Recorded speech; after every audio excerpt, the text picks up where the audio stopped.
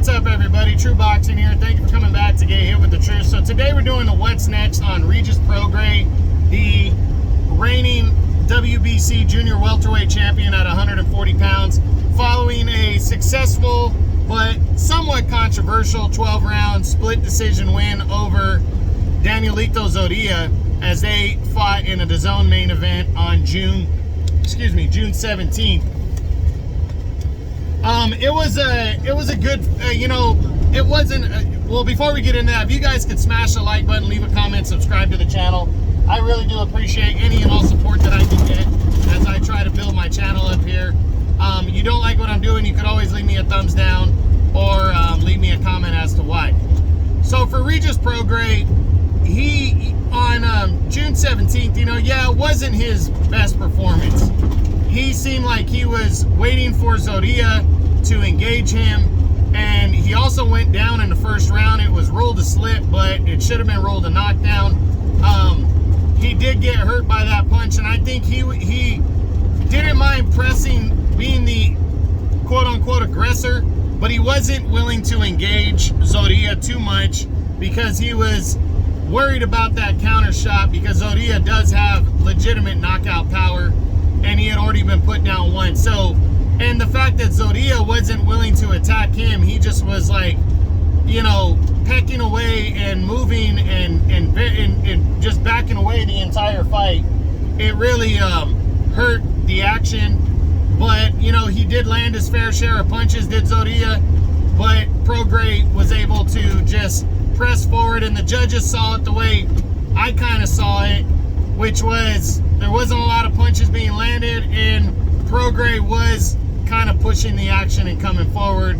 And I don't have a problem with the decision. But now the big question is, what's next for the WBC champion Regis Prograis following that victory and retaining the title? So we're going to run through the top 10 and see what could be possible, because there's been names getting thrown out there. Before we get into the top 10, one option is undisputed lightweight champion, undefeated Devin Haney could be moving up to 140 pounds. He's talked about that for a while. He could be moving up to 140 and fighting Prograis next. He and his father have said that they are interested in that fight, especially with the way Prograis looked in this fight.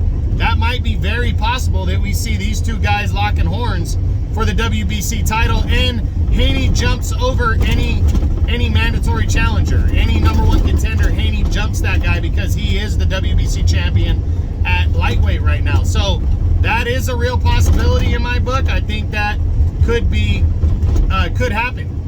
Now, running through the top 10 at 140, or the guys in the top 10, because it's not a true top 10 right now in terms of the way I'm going to read them off, because it's based on the beginning of the year.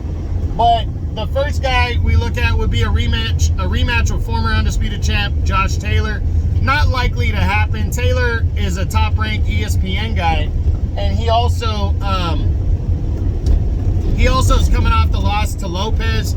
And even if he had beaten Lopez, I don't know if he'd want to give Prograis a rematch to avenge Prograis' only defeat.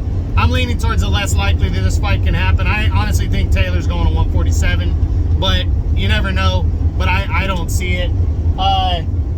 Then there's Jose Ramirez, a showdown with him. Well, Ramirez was highly ranked at some point, to get a shot at Prograis, but he passed on the fight, and now he's not ranked as high as he was in the WBC anymore, and it's looking like he's probably more going to go after another world title, or try to get in line for Teofimo Lopez, or if Lopez isn't fighting, probably fight Arnold Barboza for the vacant belt, for the vacant WBO title. So I don't see these two guys locking horns either. Then you got Teofimo Lopez. I don't think Lopez wants to fight Prograis. Lopez really wants a big contract signed. I don't think he'd be completely opposed to it if he is going to continue his career, because he was talking about retirement, and that's kind of up in the air. We really don't know if he's retiring or not. But I don't believe that Lopez is gonna run out of his way to fight Prograis, especially after the way Prograis looked in that fight with Zorrilla. So right now, I'd say it's less than likely that we're going to see Lopez and Prograis, but it's also a pretty solid money fight, and it would be a unification, so I don't want to completely rule it out.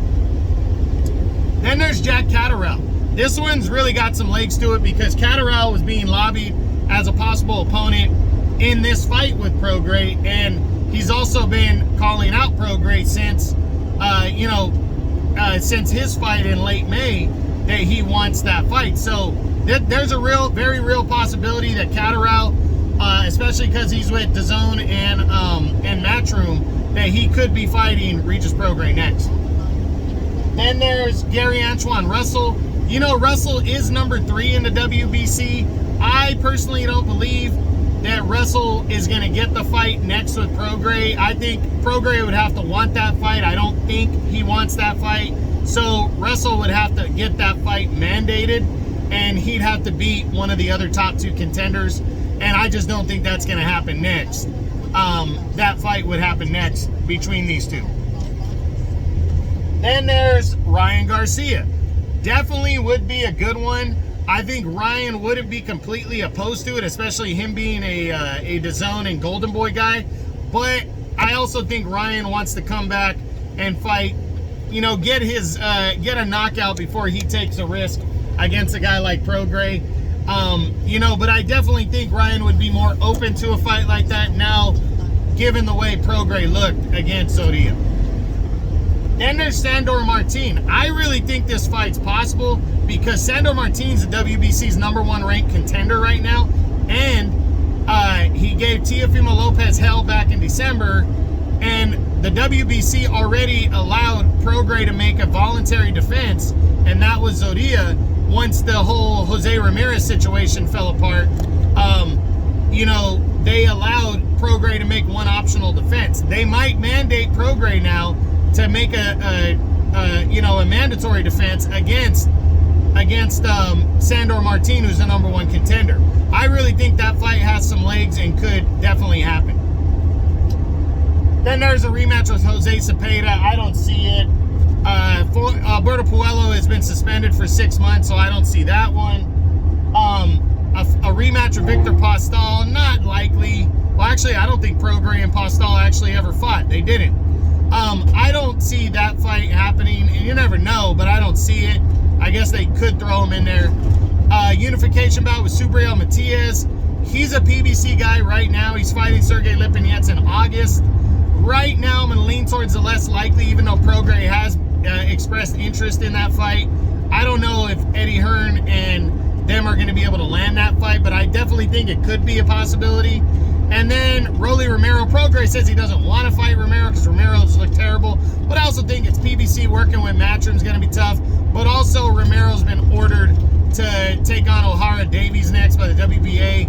He might have more mandatories after that. So right now, realistically, I think there's three options that are on the table. Devin Haney would be the option that Prograis can't control and probably would want the most in terms of big money and name recognition fight. I think Prograis is the B-side in that one. He knows that, and Devin Haney would want to have to take that fight and move up and fight him. There's a real possibility that fight could happen.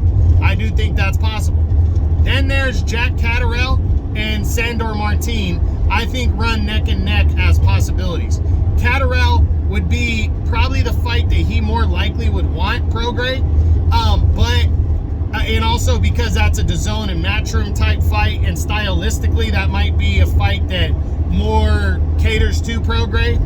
But Sandor Martin might be a mandatory fight that Prograis has to take next.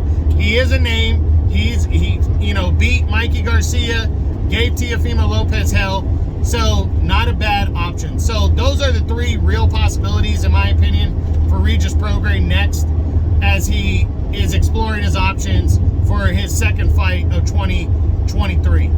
So that's it. That's what I got. That's my what's next on the reigning WBC Junior Welterweight Champion Regis Prograis, following his somewhat controversial 12-round decision win over Danielito Zorrilla on the June 17th DAZN card.